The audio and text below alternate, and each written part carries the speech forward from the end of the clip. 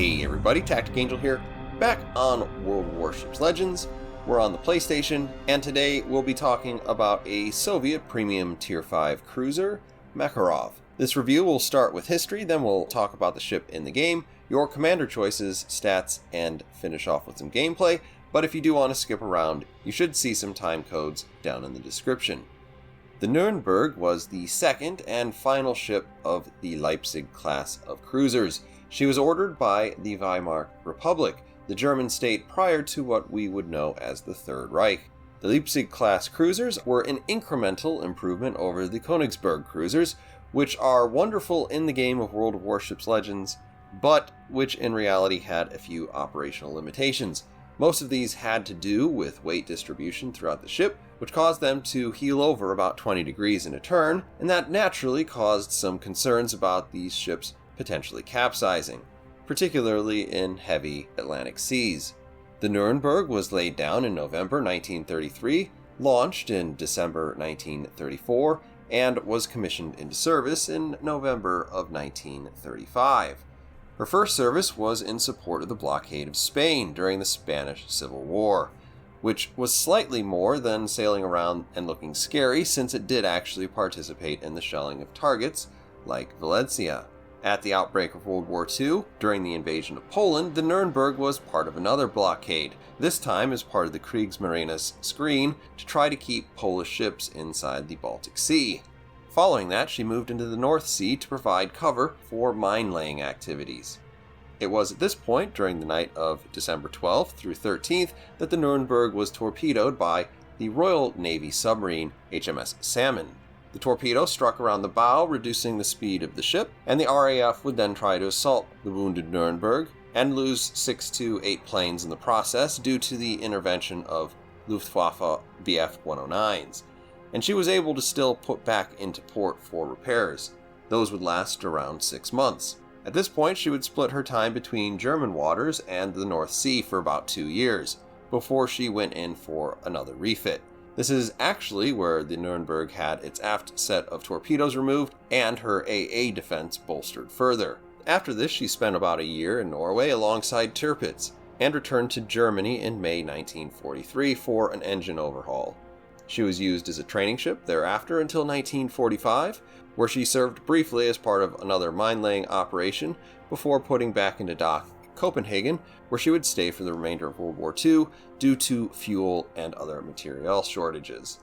Following World War II, the Nuremberg was awarded to the Soviet Union as a war prize. This was by luck of the draw, and as a result of a system where the Americans and British colluded against the Russians to try to make sure they did not end up with Prince Eugen. She would be renamed Admiral Makarov, who we have in the game as a commander. His story we'll keep for maybe another day. The Nuremberg's service in the Soviet fleet is about what you would expect, though. She served as the flagship of the 8th Fleet in the Baltic Sea until about 1955, but suffered an accident with her boilers in 1957, after which she spent another 4 years or so as a training ship before she was scrapped in 1961 or something, because no one really keeps track in Russia. So in terms of how this ship plays in World Warships Legends, this ship is largely in the game already. For all intents and purposes, this is the Nuremberg with a few differences. If you're going to consider purchasing this ship, you really need to consider how you like to play the Nuremberg, and that's going to be a really good indication of how well this ship is going to perform for you. So for this review, I'll do something a little different, and I'll look at the pros and cons directly versus the Nuremberg. So on the left-hand side of the screen, we have the Nuremberg's advantages over Makarov, and on the right-hand side of the screen, we have Makarov's advantages over Nuremberg. I think it breaks down as follows. At long range, the Makarov is going to have more firepower just because it can reach out ever so slightly beyond the Nuremberg. At close ranges, the Makarov does have slightly better secondaries, but this is a cruiser, and you'd probably much rather have the torpedoes, because at least when you miss, you know those are your fault. Plus, when you hit, they're actually going to do something worthwhile. Having twice as many torpedoes, in short, is better than having better secondaries. Finally, as we go into survivability, when you face aircraft carriers, the Makarov is going to fare a little better if you're being intensely focused by the enemy carrier. As a cruiser, you're probably not going to be at the top of anybody's priority list. Under any other circumstances, the fighter is probably going to be better though, because it's going to do a pretty competitive amount of damage with the better AA of the Makarov, and no matter how well you build it, a Kalashnikov can't see over a mountain. Add to that, the Nürnberg is considerably better at stealth, and you'll be less likely to rely on your modest HP pool in the German version of this ship. The other advantages that you get on the Makarov are that it's a premium ship, so you'll make slightly more money off of it, just like every other premium ship, and I think the Makarov has a more attractive camo, though I doubt very much it will help you win games.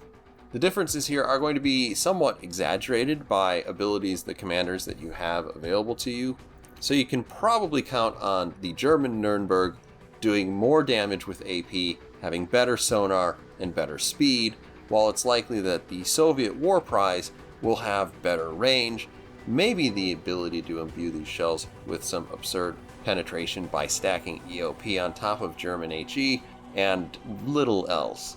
And I will mention shortly that you really don't need to use EOP on this ship, because if there are any surfaces where it will help you, they're extremely few and far between. So with that out of the way, the commander that will undoubtedly make this ship most run like a Russian ship is Kuznetsov. This is partially due to his base rate, but you may also consider taking Reaching Out. This will ensure that you're one of the longest range cruisers in any game that you play, and if you choose this, you'll probably be wise to pump your fires per minute with Igniter and Refill Station. The Makarov shell arcs are a bit more forgiving than Russian ships, so this is a playstyle that will rely heavily on island camping. There's no real strong disadvantages to this playstyle, other than that maybe it's not the most engaging thing you can do with the game, but it will mean that you probably don't get a whole lot out of the Nürnberg's great AP. Kind of an obvious choice when running the Makarov is to run Makarov as your commander for the Makarov. This will get you the most German experience and give you a lot of different opportunities on how you might improve your survivability, including just straight up shaving some of the damage off of anything that hits you. This will give you the opportunity to play more aggressive counter-destroyer type roles that the Nürnberg is not bad at. Wise shell selection will also help you do a lot of damage, even if you don't have too much that will increase the effectiveness of your guns, other than improved turret rotation. Von Essen is your third choice. His major draws are probably going to be dropping your C detectability to something that's just normal or not that bad, rather than what the Makarov starts with. This is another way of trying to make close-up engagement a little bit more possible in this ship, while also improving your shells just a bit. His base trait will make AP shell selection just a little bit more forgiving, though it will be hard to really tell when this is actually doing anything for you. Unfortunately, just like with Makarov himself, you're most likely to run into the key disadvantages of the Makarov next to the tech tree version of this ship, and that has mostly to do with its sonar, which I would say is weak, but which is actually just standard sonar, lack of a plane, and neutered torpedo defense. Stats will be quick because this is a fully upgraded Nürnberg with a few differences. So we'll continue to talk about the two versions of this ship in the game, and also how they fit into the big picture. For survivability, the Nürnberg and Makarov come in with just 27,000 hit points, which is the joint smallest HP pool of Tier 5 cruisers. This is not at all helped by the relatively weak armor profile of 13 to 100 millimeters of armor. If we look at the armor layout though, we can see this is more like 95% you're going to take damage with 5% wildcard. Stripping away the armor, if you see this thing broadside, you're probably going to want to hit between the forward turret or below the superstructure, since apparently 3 out of 4 designers of this ship thought it would be good for it to have a turtleback, and that's the part that one other guy designed. The turtleback itself may or may not give you much trouble, since it's not uniformly well angled and 25 millimeters to boot, so this layer of armor may or may not really apply to you. In any case, the shorthand is that this armor layout is not very impressive, but there are few cruisers at this tier that can say that.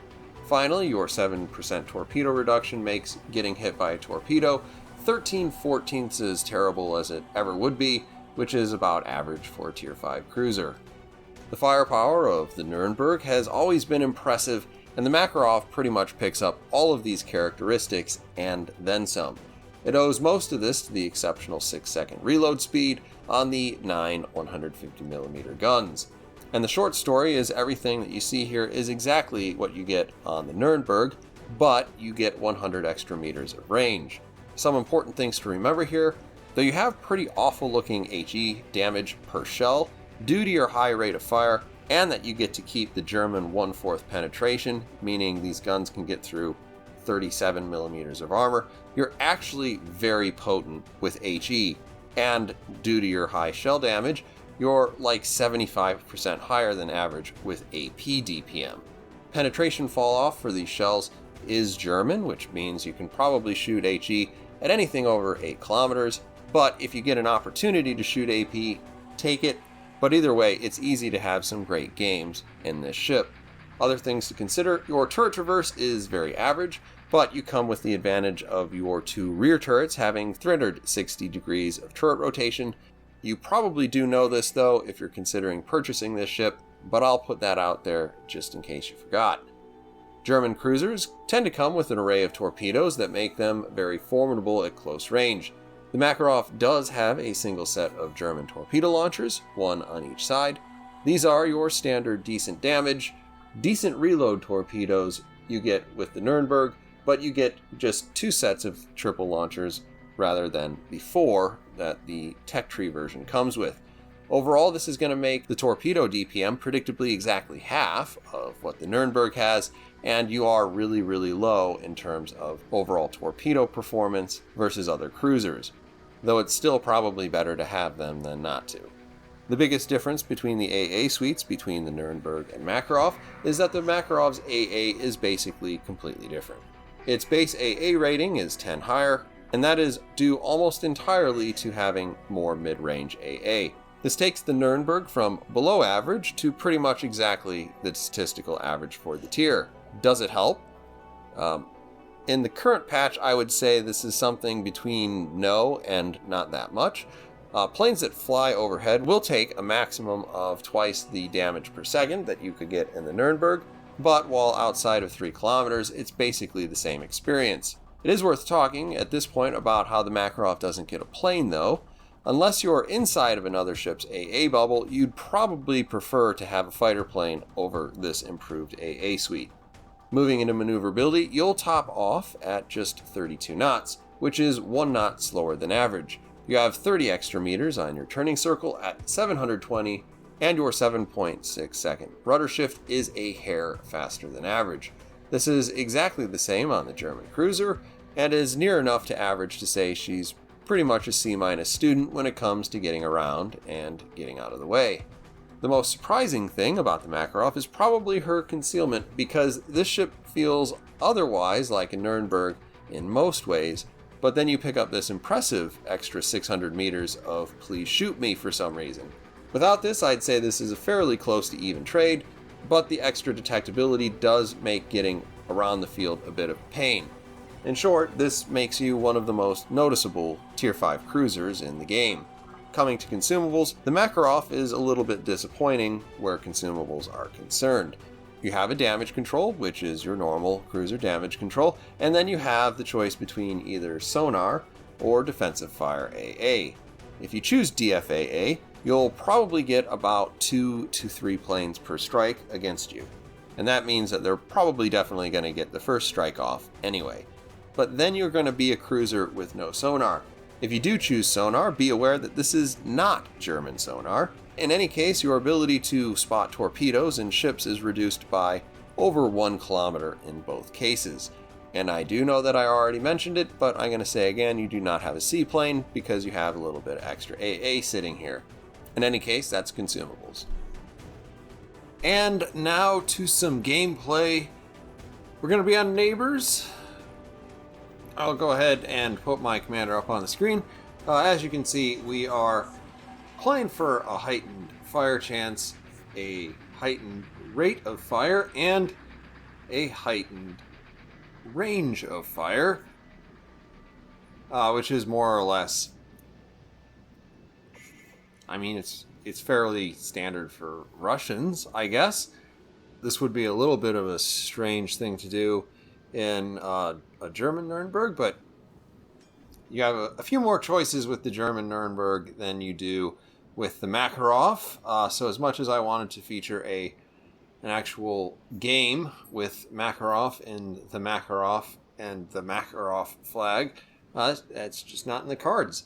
So anyway, like we said, we're on neighbors. I'm going towards A because the game put me over here. I usually take that as a good indication that that's what I'm supposed to do.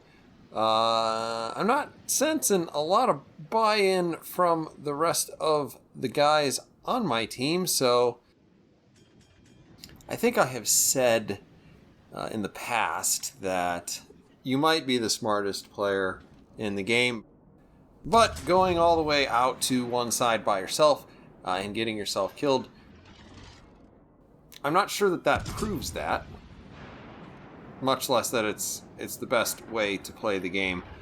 So since everybody else seems to be going towards the middle, I'm getting ahead of steam up here, getting in a little bit towards this island, and while I can see this Icarus, I am going to try to shoot it. Now, it is pretty obvious, straight up, that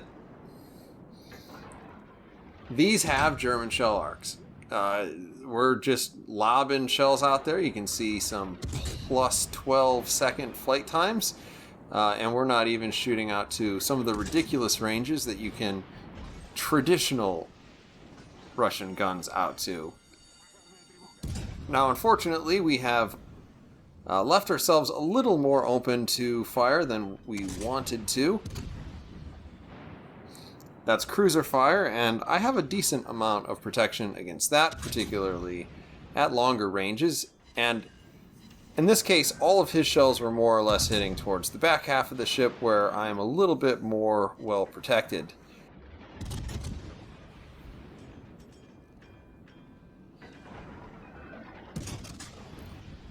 Now, at this part of the program, what we're doing is mostly embarrassing ourselves on how well or how poorly we can shoot at distance.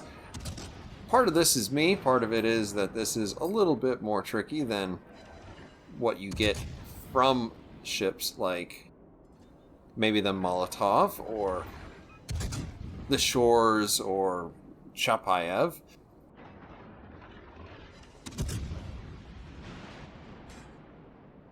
But in this case, we have to lead a pretty decent amount. You can see most of the times that we hit, we actually do some damage, which is going back to the foundation of what this ship is really all about. That's really the advantage there. You've got 1/4 pen, and that pretty much means that almost everything that you hit, unless you hit the top of a turret pretty square, you're going to be able to do something to it.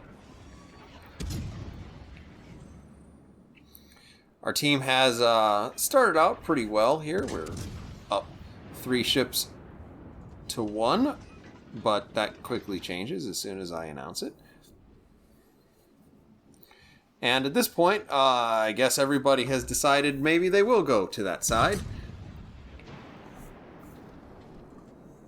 I'm not super interested in doubling back there just yet. As you can see, there are still a couple of ships to the north, and also there's a part of me that would really love to try to sneak into B and maybe actually take B, because that would help on the point situation if this thing goes pretty badly. It also doesn't look like anybody's too terribly close to it.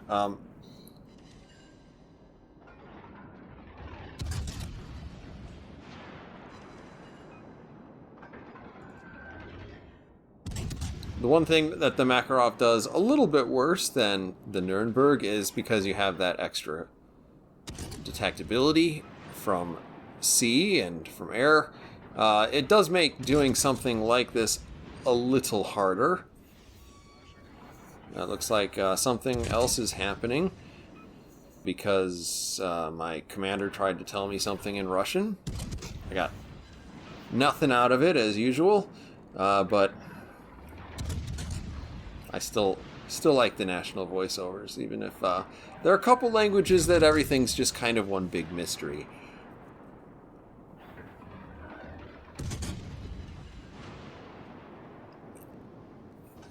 Now, it looked a little bit like he was going to run into an island, which is too bad that apparently he didn't, or if he did, he ran into it just far enough around the back of that island that I can't shoot at him.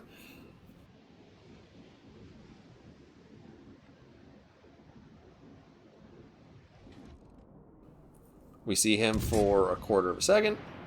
We do get a series of shots out there. And it's enough to actually at least reset the cap, which is good. I don't think that's going to do a whole heck of a lot of anything, but the shells are close enough to free that why not take the shot? And now that we're, halfway into the game, we are looking at a 4 versus 4. They have a little bit better advantage in terms of potential cap control because they have a destroyer left. We have a little bit of an advantage based on the ships that are left being mostly battleships, and they're worth more points. And where that comes in is basically they've lost most of their battleships. So, we do currently enjoy a bit of a point advantage. Does look like at least one of our battleships is capping over at sea, which is good because if we can get 2 caps to their 1, that should help us improve our lead over them. As you can see, I am moving to the north, not because I'm specifically afraid of the people to the south, but what I am is a little bit concerned about what a destroyer left alone might do to my battleships. Thankfully, it looks like our battleship player was being pretty attentive because almost as soon as the danger becomes evident, he goes ahead and gets rid of it.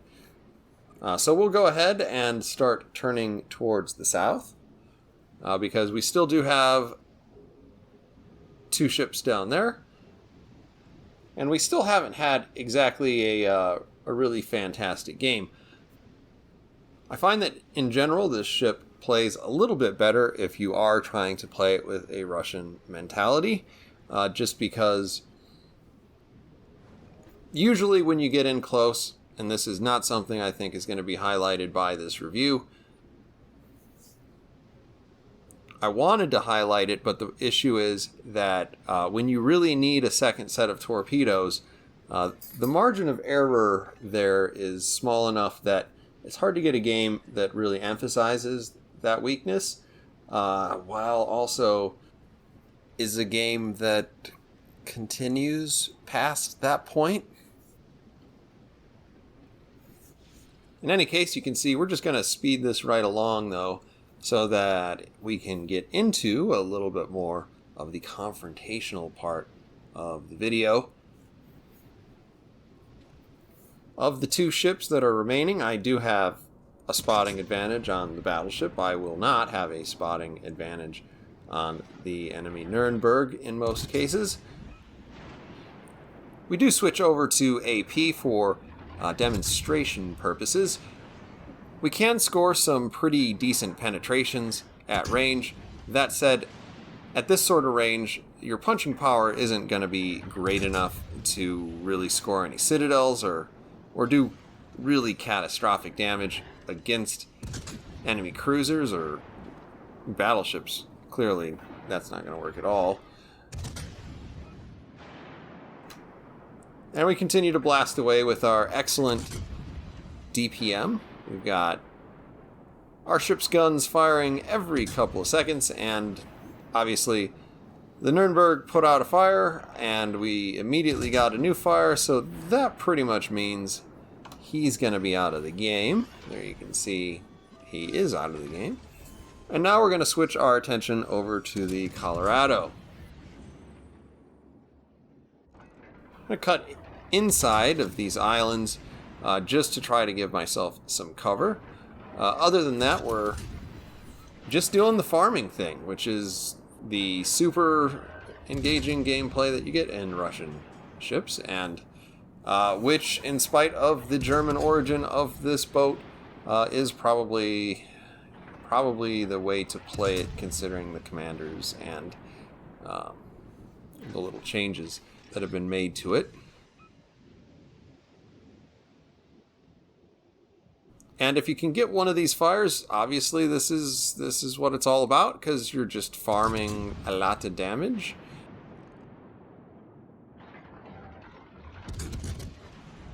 We're up to 70,000. And it's still rising, slowly but surely. We're trying to keep this island close enough to us so that if he does look over here, we can throw on the gas and try to get behind some solid cover before he deletes us.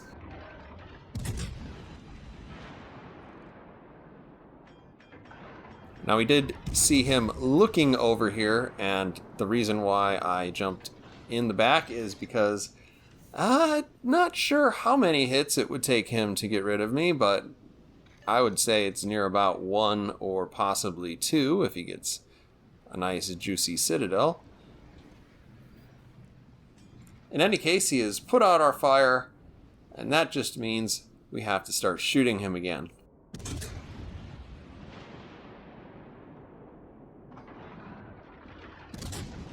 We also do know that he fired at the other ship on my team,